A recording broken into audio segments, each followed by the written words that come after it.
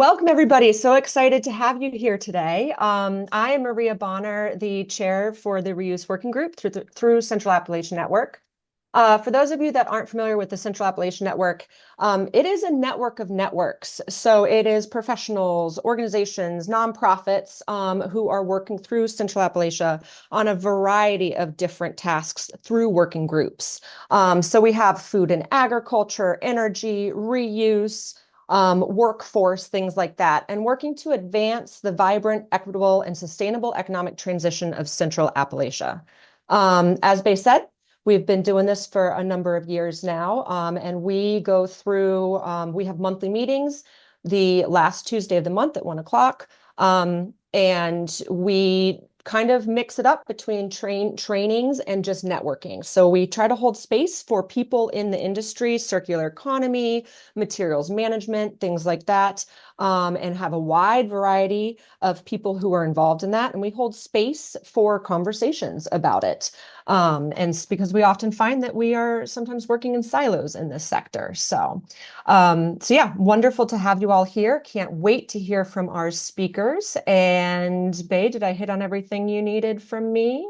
Yeah, I think one other Okay. thing that's a good update for some new folks is we are in the process of co-chair recruitment. So maybe if you want to share a little bit about that, Maria, and I can drop in the document we have that explains it more too. So I'll do that now.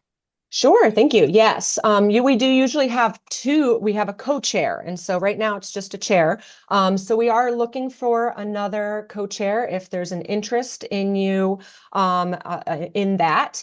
It is usually like about maybe 5 hours a month, depending, and then it's also you do participate in the Central Appalachian Network leadership meetings as well, which offers a lot of professional development opportunities and a lot of networking with lots of different nonprofits across the region. So there's a little bit more information. There is a stipend for it, so you don't have to do it for free. We usually serve 2-year terms on this working group, and I will pop my email in there too if anybody has questions about it. Thank you for that reminder, Bay. Perfect. Thanks, Maria. Yeah, if you're interested at all in that, please reach out with any questions and let us know. Yeah, we're really looking forward to bringing in a new co-chair at some point soon, hopefully. And just really quick, I did want to highlight something else about ReImagine Appalachia. So, as I mentioned, one of our core focuses the last few years has been our Appalachian Manufacturing Action Plan. So, this is our vision to transform Central Appalachia into a hub for sustainable manufacturing. And of course, that has to do very much with sustainable waste management and recycling. And so, really excited to go ahead and kick off today's conversation. I would love to invite Chris Sefkin to share with us about a local co-op recycling model in Fayetteville, West Virginia. So over to you, Chris, and thanks for being here. Hey there. I am having a slight technical difficulty. Let me fix that. There we go. Presenter view. And all right, can Looks everybody good. see? Perfect. Thank you, Maria and Bay. Thanks to ReImagine Appalachia and the reuse corridor for making room for this discussion. So I'm Chris Sefkin, and I'm one of the co-founders of Buds Recycling Co-op in Fayette County, West Virginia. Buds is not a finished model or a giant facility by any means. It's a small working service that started with a truck, a route, and a simple material list. A group of neighbors who wanted recycling to be possible, and about 3 of us who kind of had this vision. I want to use the next 15 minutes or so to show the gap we were responding to and how the co-op model shaped the service, what it takes to operate at a small scale, and where we are going next with glass. Okay. So when we started, the problem wasn't that people in Fayette County didn't want to recycle or care about recycling. They did. The problem was that participation required too many extra steps. So when I first relocated here, my partner at the time had grown up here. Recycling was sorting your materials at home and driving to about 5 different places around Fayetteville to distribute the recycling. That composed a big issue with time for busy parents or people who are working, and it was just a big factor in why we wanted to start something. So it can look available on paper, a drop-off system, and can still be inaccessible in real life. You still need a vehicle, you need time, you need space to store the materials, and you need to know that you're sorting things correctly. The local collector still needs somewhere to send the material as well. So that's also the national picture, which is confusion about what can be recycled, uneven infrastructure, reduced markets, and inconsistent measurement. So our opening was to stop asking residents to adapt to a weak system and instead design a small service around how people actually live. So we began as a very small startup in late 2024. The co-founders were Daniel Love, Aaron Collins, and myself. We acquired access to a small recycling truck, built a basic route, and launched in January of 2025. By January 17th, we were at 23 customers. By August, we were serving more than 70 households every week. And the point of these numbers is not to claim a huge scale, but it's to show how quickly a dependable local service can reveal latent demand. By the end of 25, West Virginia Hive recognized Buzz as its social enterprise of the year. And 2026, the work became more operationally mature. We established an operations manager role to help with the routes, customer communication, material handling, and all the small systems that keep a service trustworthy. As of today, we have 111 households, as well as several large commercial customers or members. So the co-op model shapes practical decisions. The founding member service is a $35 per month service. It's with a one-time startup fee. Members receive a 64-gallon bin, weekly pickup, voting rights, and the possibility of a year-end rebate credited toward future service if there is a surplus. The important point is not the exact price, but it's the direction of accountability. The route is accountable to local users and not distant shareholders. Member feedback improves the service, and value can be reinvested in bins, equipment, staff education, or future credits. So the USDA's cooperative development work describes this as one of the strengths of co-ops. They can fill market gaps and also keep funds circulating locally and meet community needs that conventional investors may not prioritize. Small-scale recycling only works when the route stays operationally simple from our experience. So for our members, the promise is straightforward. We do one mixed recycling bin. They dump everything into one bin. They don't have to sort. We pick up once a week. We have a short accepted material list. Behind that simplicity is discipline. So we expand the route geography very carefully. If there are a group of people, we do the math, what it requires to take for us to bring service to them and say, oh, we need 5 of your neighbors to sign up. We help them coordinate that, and then we launch in their area. We use right-size carts, 64-gallon works, and neighbors can actually share that as well. And we repeat contamination guidance, and we communicate quickly when weather, access, or logistics change. So our current public service area is Fayetteville, Oak Hill, Ansted, Victor, Mount Hope, and Mount Lookout. And we don't pretend that a dot on the county map equals service everywhere. Route density is what keeps our service affordable and dependable, which is why, again, if there are clusters of people that we can reach, we will do that. So one of the biggest lessons for replication is to start with a route that you can finish every week. And reliability creates trust, trust creates density, density creates the possibility of growth. Right. So for the member, Buzz is a bin at the curb and a truck that arrives, but the visible pickup sits on top of a larger operating system. So the material has to be clean enough to move. We take all of our material to the Raleigh County recycling facility outside of Beckley. We have a great relationship with them. It's a trust-based relationship, lots of communication. The route has to be safe and dense. Bins and labels need to stay in service, and material has to be handled, consolidated, transported, and accepted downstream. So every problem becomes a communication problem if not responded to quickly. So one of our employees, he was essentially promoted to operations manager role, and it for him has created more focused ownership of the day-to-day route, customer communication, materials, all of that. I want to reiterate that a small recycling service does not escape complexity. It survives by naming the complexity, assigning it, measuring it, and simplifying what the customer experiences. So buds did not grow by becoming self-sufficient. We grew by becoming better connected.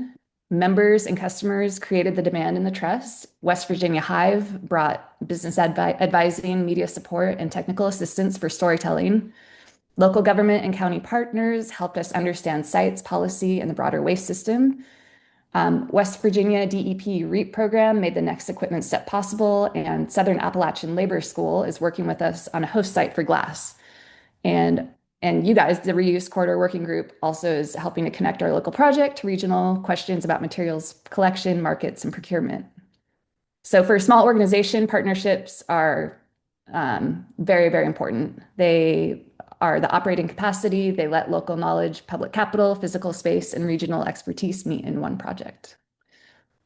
So glass is our next major step, and I want to be very clear that this is still in development. The machine is not operating yet. We received a 2026 West Virginia DEP REAP award of $64,000, roughly. And this budget supports a glass pulverizer system, safety and signage, and spare wear parts. The planned H100VT system. Sorry. Oh, I'm echoing. Okay. The planned system is designed to process glass into a controlled size aggregate or sand-like material with a target capacity of about 1 ton per hour. The current plan is to site it at the historic Oak Hill School Annex, which is what Southern Appalachian Labor School's location is. And the implementation plan is to complete the required bid process by the end of this summer and to prepare the site in fall and install and train late in the year and target of January 27 launch. We're also working with the other half of the circular system. So that's pretty exciting news. If I had lessons to offer another Appalachian community, I would start off with one route, not a master plan, make participation easier than disposal, and third, measure real volume and contamination before buying larger equipment. Fourth, build the end market alongside the collection system. And fifth, use cooperative governance and local relationships to create patience and accountability. Small scale recycling is not just a smaller big city system. Rural geography, low density transportation costs, and limited end markets change the design. The answer is not to stay tiny forever necessarily, but it's to build small enough to run, prove the work, and connect multiple local systems through shared equipment, processing, procurement, and regional learning. And I want to close with a member's description from our website. Recycling used to be complicated or impossible here. Now it feels like community care. That is the real opportunity. A local route can be more than a waste service. It can be a piece of community infrastructure, a local employer, a learning system, and a platform for the next material stream. For regional partners, the playbook is to fund pilots, share space and equipment, back local operators, and create demand through procurement. Small systems become infrastructure when communities can connect them. And I realize I am a bit under my 15-minute limit, so hopefully people have questions, and that is the end of my presentation.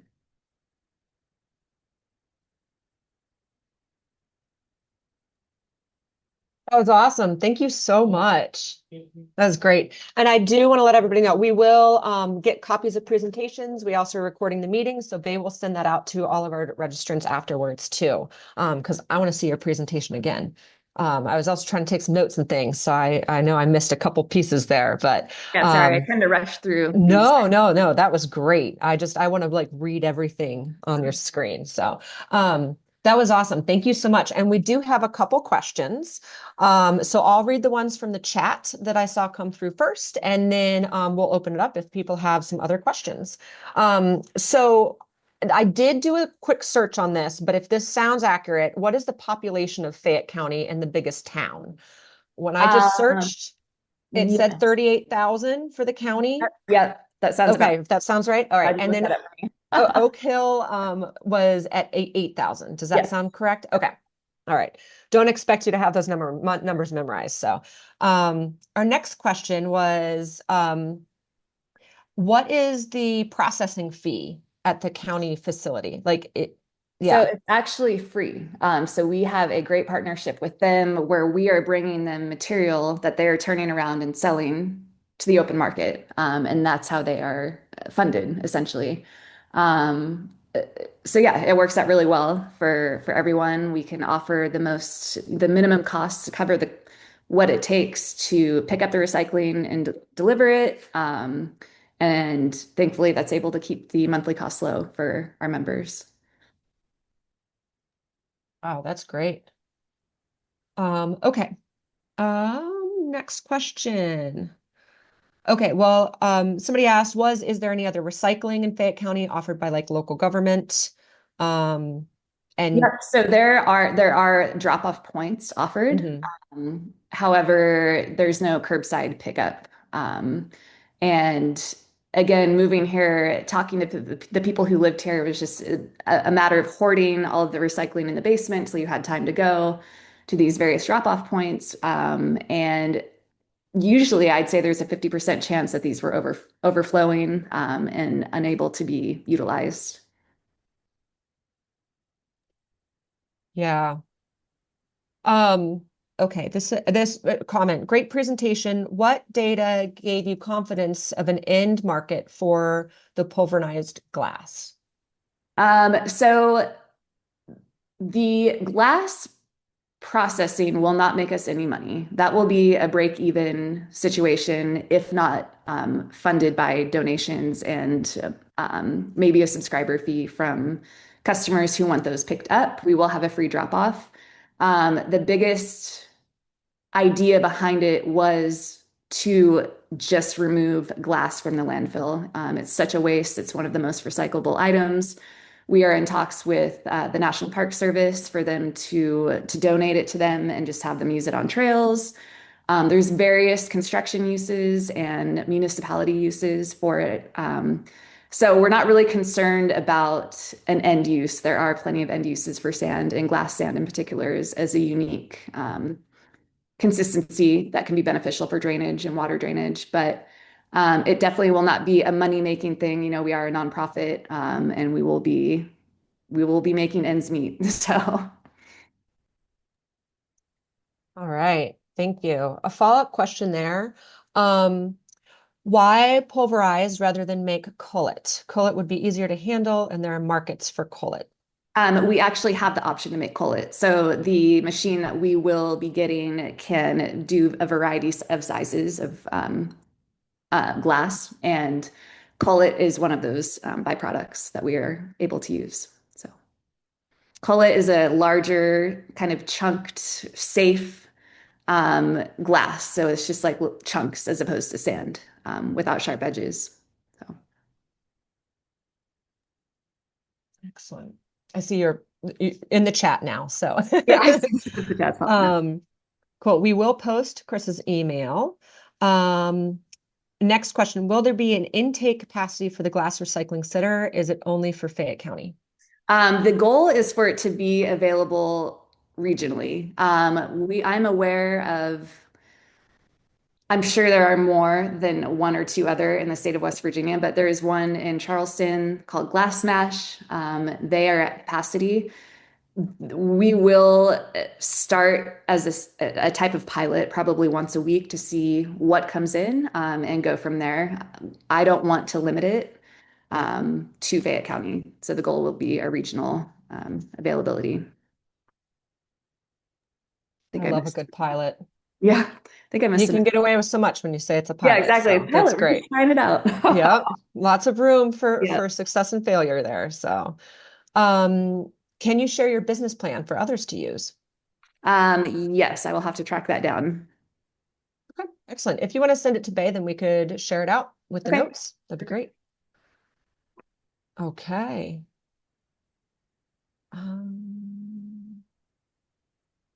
All right. Other questions? We have another comment. Call it Um, a safe. Oh, sorry. Excuse me, Marie. I have a question. Neil Seldman from Zero Waste USA. Thanks for this presentation. But is it possible to replicate the company business model if there's no free processing of the materials before they get sent to market? So are you saying, is it possible to replicate if you were being charged to drop off Yeah. recycling? Yeah. Um, Yes, and it would entail a higher cost at the member end. Got it. Thank And you. I don't know incrementally by how much, but Okay. Thank you. Very helpful.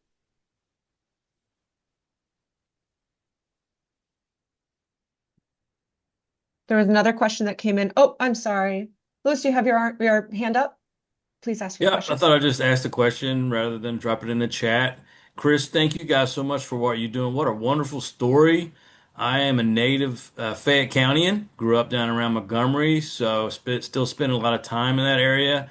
And if you don't mind, I'm going to tell all my friends in Fayetteville and Oak Hill about you. They probably already know, perfect. but I think it's a fantastic story. So my question, without getting a lot of detail, is is basically how are you guys doing? Is cash flow good? Is it appear sustainable? And along those same lines, what do you have expansion plans? We cash flow is positive. We're able to save and actually provide rebates to customers at the end of the year. That's part of the nonprofit cooperative model is any surplus will go back to the customer. So we have priced it at it's $35 a month. That is enough to pay for our expenses with the amount of people that we have. And we are expanding. Okay. It's a slow and steady stream. Yeah. And yeah, I think as far as geographically, it's possible we could expand more into Summersville, potentially Beckley.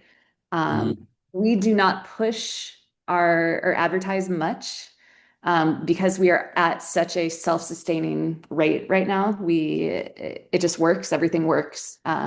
If we were to push more people, it's always a tricky balance of adding more route days, and there's always the rollover and the transitional costs that come with that.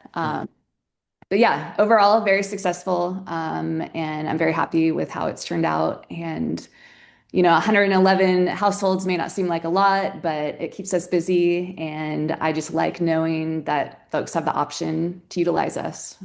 So Okay. And I feel obliged also to mention that I work for Partner Community Capital. We are an alternative lender who this would be a great mission fit for us if you do need further capital or technical assistance. Frankly, I'll be happy to talk to you about that. sounds good. Thank you. Love those connections. That's what we're all about. Thank you. All right, I know we have a couple more questions, but we do want to switch over to our next presenter. So I have written down those questions and hopefully we'll be able to loop back to them. Or maybe, Chris, if you want to answer anything in the chat, there were two more questions that came through. But I do want to introduce our next presenter. We have Kirsten Bushner from Fairfax County, Virginia, talking about their Purple Bin program. So let you get set up there. And we are so excited to hear about your Purple Bin program and more specifically, the glass program with that. Thank you so much. Let me see if I pull this off. Can you see, what do you see on your screen? Right now we see your presenter view, like your presenter slides notes as well. Okay, so what I need to do is not do that. Hold on. Because you don't want to see my notes.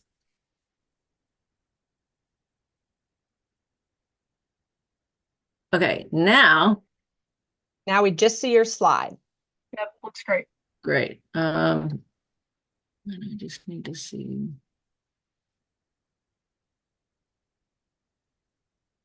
How do can you show me how to do the?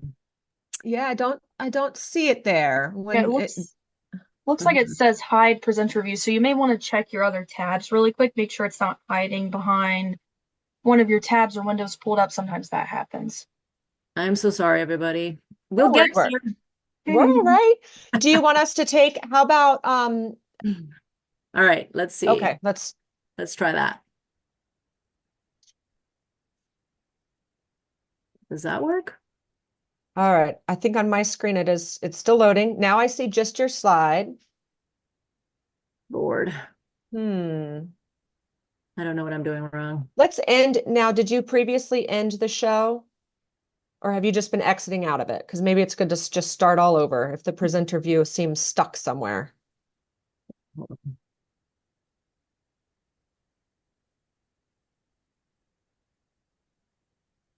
Okay.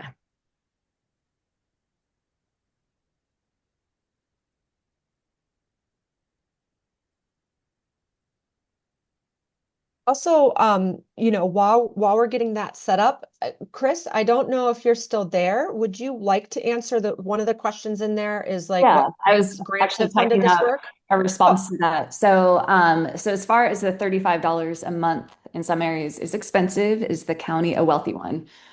So Fayette County is not necessarily a wealthy county. I wouldn't describe it as such. I actually just looked up the um, average median income is 53,000 a year.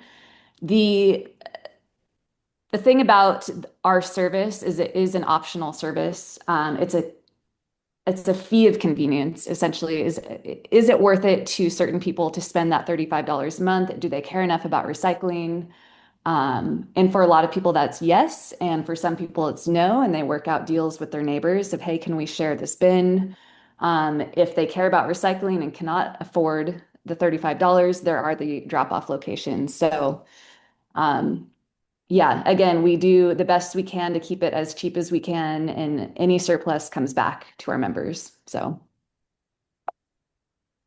Thank you for answering that. All right. And are we all set up, Kirsten? I think so. What do you see on Okay. the screen? Just the Just- title slide, right? Just your title slide. It looks great. Yes. Awesome. Okay, All right. cool. Take it Thank away. you. Thank you. Thanks for your patience, everyone.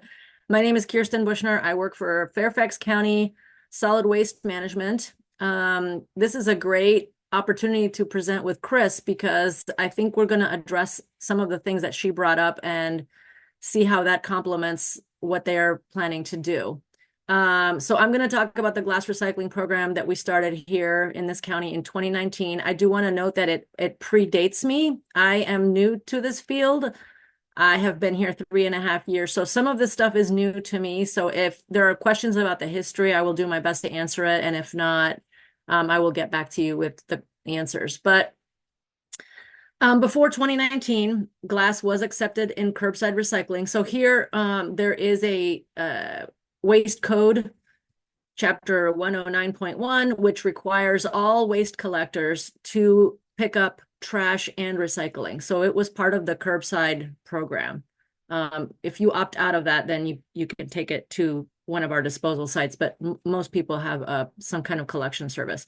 There was almost no demand for glass recovered from single stream because of the high level of contamination. And also, of course, the glass was mixed by color, right?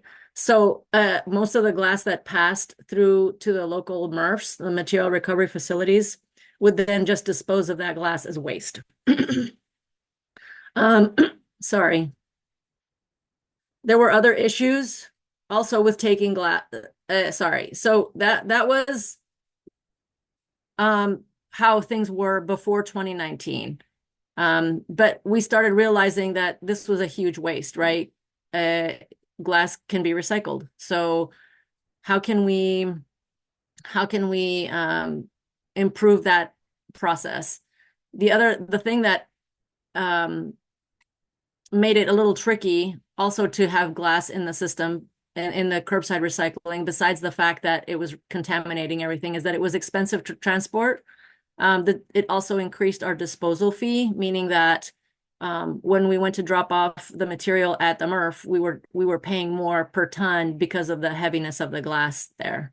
The broken glass was also contaminating other recyclable materials, which would then have to go to the incinerator because they were the paper and the cardboard was unusable with the little pieces of glass stuck in it. The glass was damaging machinery at the MRFs. And again, glass recyclers prefer to pay more for glass that's been collected separately. It's cleaner, that it's separated by color, right? So we created a market for glass to start addressing some of these concerns. We bought this machine. that crush the glass on site. I think this is what Chris might be sort of talking about. The material that was that came out of that, it was cullet and sand, and was used for lots of different applications in our other business areas, in stormwater, for example, and capital projects. And as the program expanded, then the county created a regional market for glass, which was then able to sell it for new glass, to be recycled for new glass. So in 2019, Fairfax County established a glass-only drop-off containers at sites across 4 municipalities. I think it's Arlington, Alexandria City, might be Prince William, and Fairfax County. We all joined together to create this. I think it's a program that's in other municipalities as well.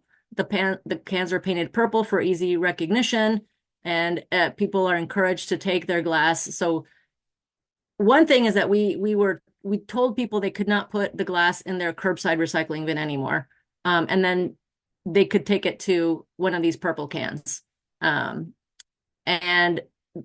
so we got a lot of good interest from that. People really love it. My apologies. So to date, we have had glass get picked up for the current price of $17.50 a ton. And we earn a fairly amount of good revenue from that. And then since 2019, sorry, let me just move over. So since 2019, we now have 40 cans across Northern Virginia, with 26 of those being in Fairfax County.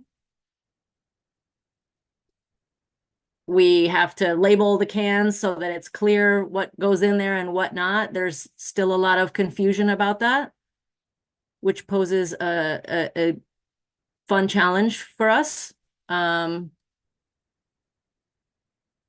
things to consider with regards to the placement of the cans is that the cans have to be, there are a lot of factors that have to be evaluated.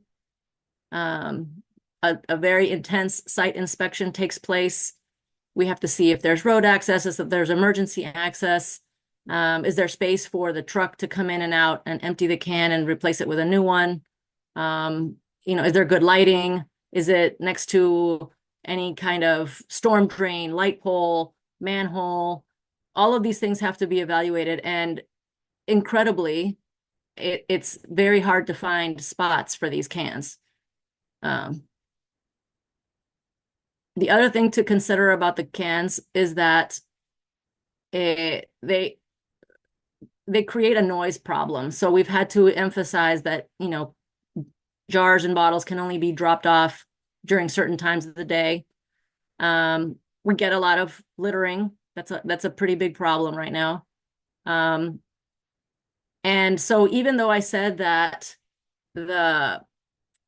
we generate a lot of revenue, the fact is that after costs, and this is what Chris noted as well in her presentation, is that we are breaking even, basically. There's no real profit to be made. And the other kicker, which I will stop sharing, the other kicker is that one of the local MRFs has now added the capacity. They've updated their machinery so that they can take glass. And so now it's sort of creating a conundrum for us, because Fairfax County does not allow glass in the customers that our county serves. But the private collectors are saying, well, we're going to take the glass to this private MRF that does accept glass and does turn it back into bottles and jars. So that's kind of creating a little bit of an issue. But basically, it's a great program. I mean, people love it, but it is one where we're breaking even. And I think that is something that is possibly not sustainable for Fairfax County. It's because it's a different model than what Chris was talking about.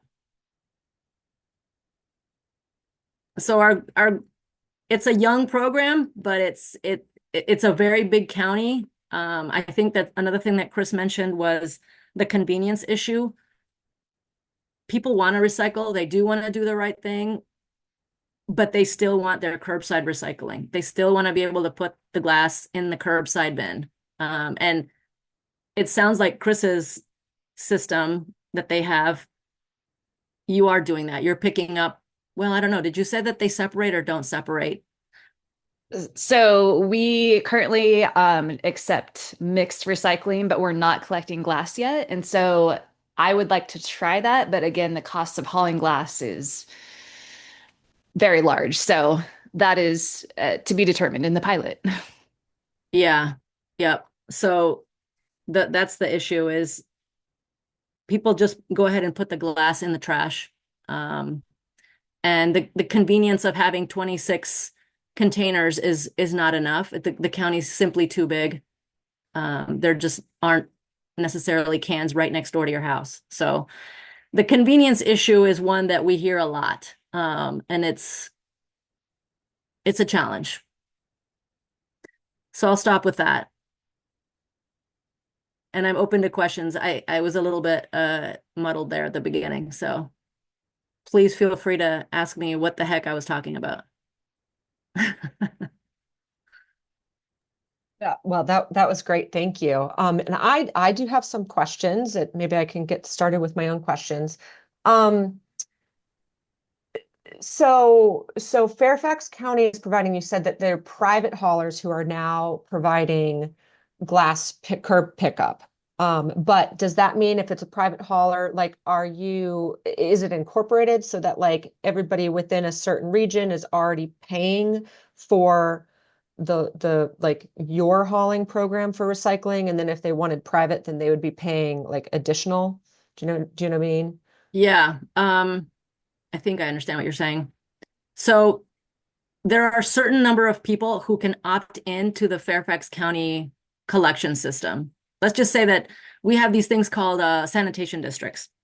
And if you and 50 of your neighbors decide that you want to be part of a sanitation district, which is also along the lines of what Chris was saying, that it's much more cost efficient and just efficient for a lot of other reasons to have a cluster of homes together to pick up, and we'll have one route that picks everything up.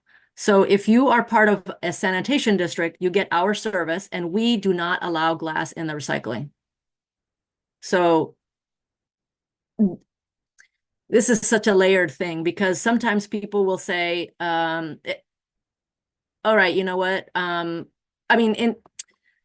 the people who are in the Fairfax County in our Fairfax County Sanitation District, ostensibly they will take their glass to be they will take it to the purple can. Do they actually do that? It's hard to know.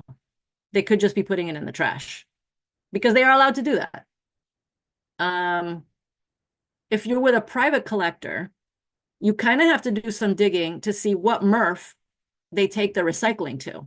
Because for a moment there, we were all on the same page where glass, everyone was going to take glass to the purple can. We were not going to put glass in our recycling bin. Please don't do that. But along came a collector in the last year or two who said, guess what? We can take glass. We have a place where we take it, and we promise you that this glass is being recycled. And everyone was like, oh, great. Okay, I'm going to sign up with them because this is way more convenient. They were very aggressive marketing and very insistent. At my house, for example, they've stopped no less than 5 times each time to try and sell me the service that they provide. But when we followed up, I don't know if you all know what the annual recycling report is, but basically you have to follow. So when we followed up and tried to trace where they were taking glass and recycling, we were finding out that only one of the MRFs was actually able to turn the glass into bottles and jars again. The rest is going to alternate daily cover. Hello? So, Sorry, could you clarify where the rest was going? To a landfill. They called it alternate daily cover. Like, the particular MRF that I'm referring to, I don't want to name any names, but the MRF that has now retrofitted its facilities to be able to recycle glass and turn it back into bottles and jars, previously was taking all of the glass that they were pulling out of the recycling and turning it into alternate daily cover. So the Virginia DEQ was saying that technically is recycling. So that was kind of I mean, we had to clarify for customers who were saying like, are they really taking it for recycling? And so then we spell it out. If you're asking, does it get recycled? Yes, it gets recycled. But if you are asking if it gets turned back into bottles and jars, then this is what's happening. So it's a little delicate dance conversation. Did I answer your question? I think I went off on several tangents. It's what's fascinating about this field is that no answer is simple. There's a lot of layers and there's a lot of factors. It's not just a like yes or no, but I'm sure you all know that way better than I do. Yeah, I think that did answer the question. Thank you. There's a couple questions. I saw one and I had a question about contamination. So when people are putting in the purple bin, how big of an issue is contamination? Is there a lot of education with like lids off versus on? Do you have to worry about paper labels being taken off? Or is it like labels can go into your, what did you call it, your crusher, but lids can't? We don't have the crusher anymore. Did I make that? I'm sorry. We don't have the crusher anymore. All of the glass gets sold to Cap Glass. It's a company that's in Maryland. The glass crusher thing did not work out for a very long time. And I'm not super clear on why that is, but I'm sure Chris can probably guess and explain it to you better than I can. Sorry, your question was again? Just like how are contamination yeah. levels with like being So- like open bins that people can put things in? Yeah. So you can leave the lids and the corks on your bottles. That's no problem. And the labels can be on there as well. We ask that people rinse out the glass. But I mean, any liquid is gonna sink to the bottom and we have to clean out the cans. But I don't think that's much of an issue, actually. People are pretty good about the people who use the purple can are aware of what they need to do. They're the ones that are making the effort to go and do it. And so they're I mean, making the we effort have to do it the right way. we have some diehard, like we love the purple can. Like there is definitely a solid contingent that must have the purple can. I mean, I recycle. Now that I work here, I recycle I take my bottles and jars to the purple can. There's one right outside of our building, so it makes it convenient for me. But yeah, we've had to do like repaving projects at some of the locations where the purple can is located, and it was maybe moved over a few feet. You could still see it. You could still see it in the parking lot, but it was not in the original location, and people were incensed. Like, how could you move the can? So there's a very dedicated following. All right, excellent. we've got some more questions here, and I know we've got about 6 minutes left. So I do want to try to get through these questions. I think Bay and I will, we're just going to drop in the chat some information about the next meeting. Thank you, Bay. We're mind melding there. And so next question, how much control do you have on the size of cullet versus sand produced? And this might have gone back to when you just said that you're no longer like crushing it yourself. So that question might be null and void now. Yeah, I don't have an answer to that. Does Cap Glass pay you for the glass? Yes, they currently pay $17.50 per ton. They come and pick it up at either one of our disposal facilities.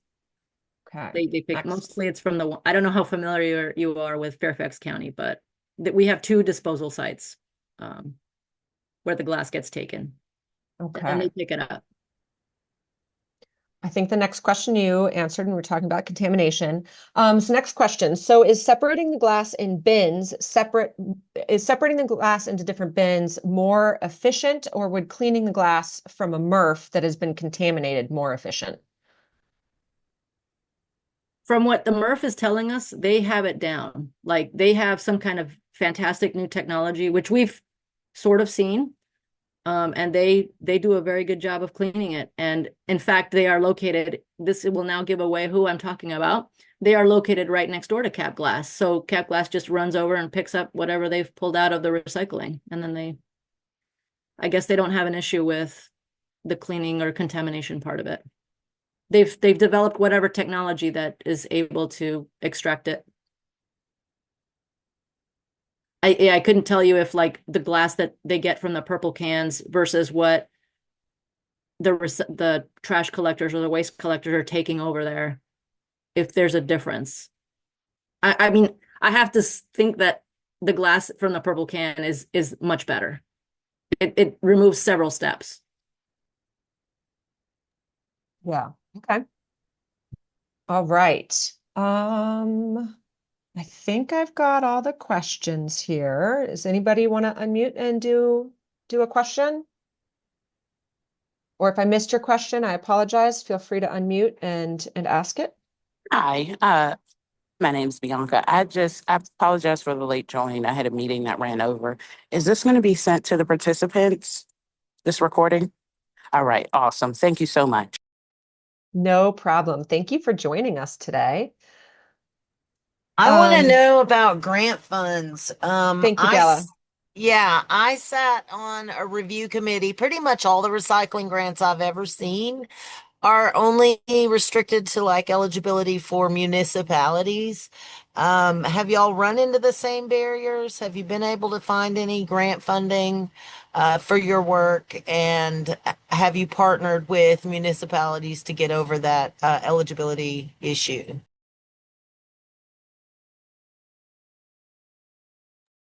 So I think that is maybe more of a question for Chris, who unfortunately, when you unmuted, said that they had to jump off for another meeting. So let's connect you. Della, I know that we have your email and Chris's email. So if that's all right with you, we will send that question directly to Chris. Yeah, I'm just curious. Thank you. Yeah, for sure. Great question. And I do apologize. I know you asked that earlier and we wanted to make sure we got over to Kirsten's presentation. So, all right, so I have that note here that we'll do. Do we have any other questions? All right. Well, really appreciate everybody's time and attention. Again, this is the Reuse Corridor Working Group. Bay has been dropping in the chat when our next meeting is August 25th, and we are going to be looking at community makerspaces and the role of reuse. And we've got some guest presenters for that one as well.